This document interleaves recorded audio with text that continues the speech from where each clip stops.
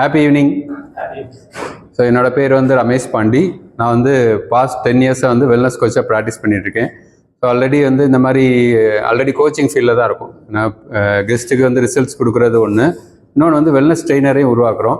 அப்போ இந்த கோச்சிங் ரிலேட்டடாக நிறையா தெரிஞ்சுக்கணும் அப்படின்னு ஆசைப்பட்டேன். தனிகள் பாண்டியன் சார் நம்ம ஃப்ரெண்டு, ஆனால் அவங்க ப்ரோக்ராம் எதுலையுமே கலந்துக்க வாய்ப்பு இல்லாமல் இருக்குது. ஏன்னா மோஸ்ட்லி சாட்டர்டே சண்டேஸ் தான் இருக்கும்.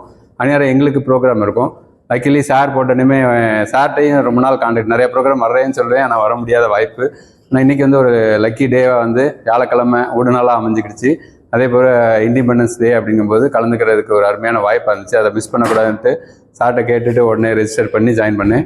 உண்மையிலே வந்து இந்த ட்ரைனிங் வந்து இதான் நான் ஃபஸ்ட்டு இந்த மாதிரி ஒரு ட்ரெயினரை அப்பார்ட் என்னோடய ப்ரொஃபஷனை தாண்டி ஒரு ட்ரைனிங் ப்ரோக்ராம் அட்டன் பண்ணேன்னா இதுதான் என்னோடய ஃபஸ்ட்டு ப்ரோக்ராமே. அதான் மோதிர கையால் கூட்டு போகிறது மாதிரி ப்ரோக்ராமே வந்து செம்மையாக இருந்துச்சு. ஸோ உண்மையிலே வந்து ஒரு நாள் போனதே தெரில. நல்லா இவ்வளோ விஷயம் இருக்கா அப்படிங்கிற மாதிரி எனக்கு ஒரு பெரிய விஷயம். ஏன்னா ட்ரெயினர் நிறைய இது யூடியூப் இதில் பார்ப்போம், அப்பப்போ அங்கங்கே நடக்கிறத பார்ப்போம். ஆனால் இவ்வளோ விஷயங்கள் இருக்கா அப்படிங்கிறது, ஏன்னா ஒரு கான்செப்ட் வைஸ் வெறும் சார் சொன்ன மாதிரி ஒரு கேமாக வெறும் என்கேஜ்மெண்ட்டாக இல்லாமல் அதுக்கு பின்னாடி ஒரு பர்பஸ், ஒரு நோக்கம் இருக்கணும் அப்படின்னு சொன்ன விதம் வந்து எனக்கு பிடிச்சிருந்துச்சு. நான் எப்பயுமே ஒரு பர்பஸ் டிவனாக இருந்தால் தான் அது வந்து ஸ்டேபிளாக நிற்கும் அப்படிங்கிறது தான் வந்து இது. இப்போ ஒரு இது வந்து ஒரு ஃபன்னு என்டர்டெயின்மெண்ட்டாக தாண்டி சார் சொன்ன வாசமே பிடிச்சிருந்துச்சு.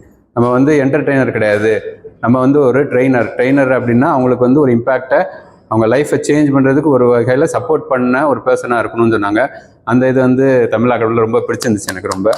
ஸோ அது போக வந்து நம்ம பர்சனலாக ஃபீல் பண்ணது என்னென்னா, இந்த ஆக்டிவிட்டி பேஸ் நார்மலாக நம்ம ஒரு கருத்துக்கு அந்த சாமியாக சொல்லிகிட்டே போகிறதுக்கு, இப்போ ட்ரெயினர் சொல்கிறோம், இப்போ ஒரு சாக்கில் ஒரு விஷயம் போடணும் அப்படின்னாலே என்ன செய்வோம், நிறையா உள்ளக்க திணிக்கணும்னு என்ன செய்வோம், ஒரு குலுக்கிட்டு திணிப்போம்ல, அந்த குலுக்குறல் மாதிரி தான் இந்த ஆக்டிவிட்டி பேஸ்ட் ட்ரைனிங் இருந்துச்சு அப்படின்னு சொல்லலாம்.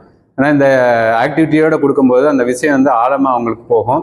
அது நிறைய விஷயத்தை அவங்களுக்குள்ளே ஒரு மோட்டிவேட் பண்ணணும் அப்படிங்கிற விஷயம் புரிஞ்சிடுச்சு. ஸோ தொடர்ந்து வந்து இந்த ஏபிசி கூடயும் கமலா அகாடமி கூடயும் சார் கூட ட்ராவல் பண்ண நம்ம எல்லாருமே ஒரு ஃப்ரெண்ட்ஸாக ஃபேமிலியாக ஜேர்னியாக இந்த தொடருவோம் அப்படின்னு நம்புகிறேன். ஸோ உங்கள் கூட பயணிக்க நானும் தயாராக இருக்கேன். Thank you so much.